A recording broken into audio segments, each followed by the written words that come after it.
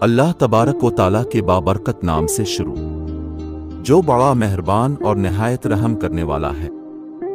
حضرت نوح علیہ السلام اور ان کی قوم نوح پر کون سا عذاب نازل ہوا؟ نوح علیہ السلام کی کشتی مکمل واقعہ۔ قرآن مجید کی بہت سی آیات میں حضرت نوح علیہ السلام کے بارے میں بیان کیا گیا ہے، اور مجموعی طور پر قرآن کی 29 سورتوں میں اس عظیم پیغمبر کے بارے میں گفتگو ہوئی ہے۔ ان کا نام 43 مرتبہ قرآن کریم میں آیا ہے۔ مورخین و مفسرین نے لکھا ہے کہ نوح کا لقب انہیں اس لیے دیا گیا ہے کیونکہ وہ سالہ سال اپنے اوپر اپنی قوم پر نوحہ و گریہ کرتے رہے۔ نوح علیہ السلام اللہ تعالیٰ کے پیغمبر تھے۔ اپنے تقریباً 950 سال تک لوگوں کو اللہ کی طرف بلایا، مگر آپ کی قوم کا جواب یہ تھا کہ اب بھی ہماری طرح عام آدمی ہے۔ اگر اللہ کسی کو بطور رسول بھیجتا تو وہ فرشتہ ہوتا۔ صرف 80 لوگوں نے ان کا دین قبول کیا۔ نوح علیہ السلام تمام رسولوں میں سب سے پہلے رسول تھے جنہیں زمین میں مبعوث کیا گیا تھا۔ نوح علیہ السلام نے ان کے لیے عذاب کی بد دعا فرمائی، جس کے نتیجے میں ان پر سیلاب کا عذاب نازل ہوا۔ اللہ تعالیٰ نے آپ کی قوم پر عذاب بھیجا اور آپ کو ایک کشتی بنانے اور اس میں اہل ایمان کو اور ہر چرند پرند کے ایک جوڑے کو رکھنے کو کہا۔ تب طوفان کی شکل میں عذاب آیا اور سب لوگ سوائے ان کے جو حضرت نوح کی بنائی ہوئی کشتی میں سوار تھے ہلاک ہو گئے۔ قوم نوح کے حالاتی زندگی۔ آدم علیہ السلام کے دنیا میں آنے کے بعد ان کی اولاد دنیا میں خوب پھلی پھولی، لیکن ایک مدت گزر جانے کے بعد وہ لوگ خدا کو بھول چکے تھے، اور ایک خدا کی بجائے انہوں نے مٹی اور پتھر کے کئی خدا بنا لیے تھے۔ نہ صرف ان کی عبادت گاہیں بتوں سے اٹی پڑی تھیں، بلکہ ہر گھر میں بت رکھے ہوئے تھے جن کی وہ پوجا کیا کرتے اور ان سے مرادیں مانگا کرتے تھے۔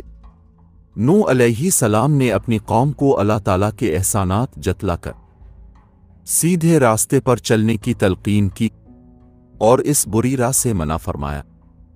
ان لوگوں نے حضرت نوح علیہ السلام کا مذاق اڑایا اور کہا، بھلا یہ بتاؤ کہ تم نبی کیسے بن گئے؟ تم تو ہمارے جیسے گوشت پوست کے بنے ہوئے ہو۔ تم میں ایسی کون سی چیز ہے جس سے ہم تمہیں نبی سمجھی؟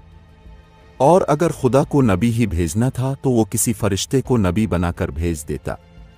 نوح علیہ السلام نے اپنی قوم کو اللہ کے احسانات جتلائے اور کہا، تم کو چاہیے کہ ان بے جان بتوں کی پرستش چھوڑ کر ایک خدا کی عبادت کرو، اور میں اس کی تم سے کوئی اجرت نہیں مانگتا۔ تمہاری ہی بھلائی کے لیے تم کو نصیحت کرتا ہوں۔ نوح علیہ السلام نے کوئی 950 سال تک اپنی قوم میں واعظ و تبلیغ کی اور کوشش کی کہ وہ خدائے واحد کے سچے پرستار بن جائیں، مگر ان پر کوئی اثر نہ ہوا، بلکہ حضرت نوح علیہ السلام واعظ فرماتے تو ان کو مذاق مستی میں اڑاتے، کانوں میں انگلیاں ٹھونس لیتے کہ ان کی آواز کانوں میں نہ پہنچ جائے۔ صرف چند لوگ تھے جو آپ پر ایمان لائے۔ قوم کی یہ سرکشی اور نافرمانی دیکھ کر نوح علیہ السلام نے اپنے رب کو پکارا کہ اے میرے رب، میں تو اس قوم سے تنگ آ گیا ہوں، اب تو ہی ان سے بدلہ لے۔ کشتی نوح۔ اللہ تعالیٰ نے حضرت نوح علیہ السلام کو حکم دیا کہ ایک کشتی بناؤ، اور یہ بھی حکم دے دیا کہ دیکھنا اب کسی کی سفارش نہ کرنا، اب ان پر ضرور عذاب نازل ہو کے رہے گا۔ حضرت نوح علیہ السلام اللہ کے حکم کے مطابق کشتی بنانے میں لگ گئے۔ جب اب کشتی بنا رہے تھے تو قوم کے لوگ اس کا مذاق اڑا رہے تھے، تانے کس رہے تھے کہ کل تک تبلیغ کر رہے تھے، آج بڑائی بن گئے ہیں۔ کبھی کہتے کہ کشتی تو بنا رہے ہو، لیکن دریا کہاں سے لاؤ گے کشتی چلانے کے لیے؟ حضرت نوح علیہ السلام اپنے کام میں لگے رہے۔ جب کشتی بن کر تیار ہو گئی تو اللہ نے حکم دیا کہ اپنے اہل اور ان لوگوں کو کشتی پر سوار کر لو جو مجھ پر ایمان لے آئے ہیں، اور ہر جانور کا ایک ایک جوڑا بھی کشتی میں رکھ لو۔ قوم نوح پر عذاب۔ جب سب لوگ کشتی میں بیٹھ گئے تو اللہ کے حکم سے زمین کے سوتے پھوٹ پڑے، اس کے ساتھ ہی موسلا دھار بارش شروع ہو گئی، زمین پر پانی بڑھنے لگا اور حضرت نوح علیہ السلام کی کشتی پانی میں تیرنے لگی۔ پانی بڑھا تو حضرت نوح علیہ السلام نے دیکھا کہ ان کا ایک بیٹا جس کا نام کنعان تھا پانی میں ڈوبنے لگا ہے۔ آپ نے اسے آواز دی کہ اب بھی آ جاؤ تاکہ اللہ کے عذاب سے بچ سکو، مگر اس نے جواب دیا اب جائیں، میں کسی پہاڑ کی چوٹی پر چڑھ کر اپنی جان بچا لوں گا۔ پانی تھا کہ تھمنے کا نام ہی نہ لیتا تھا۔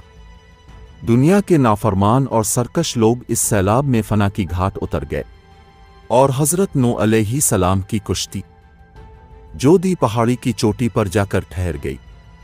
اب اللہ کے حکم سے سیلاب تھم گیا اور زمین نے سارا پانی اپنے اندر جذب کر لیا۔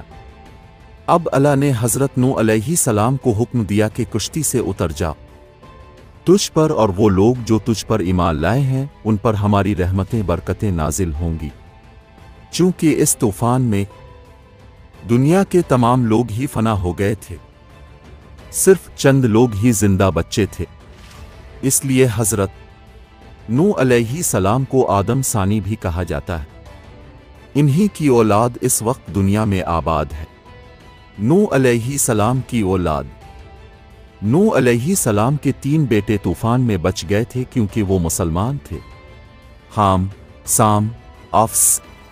مورخین کا نظریہ ہے کہ کرہ زمین کی اس وقت کی تمام نسل انسانی کی بازگشت انہی تینوں فرزندوں کی طرف ہے۔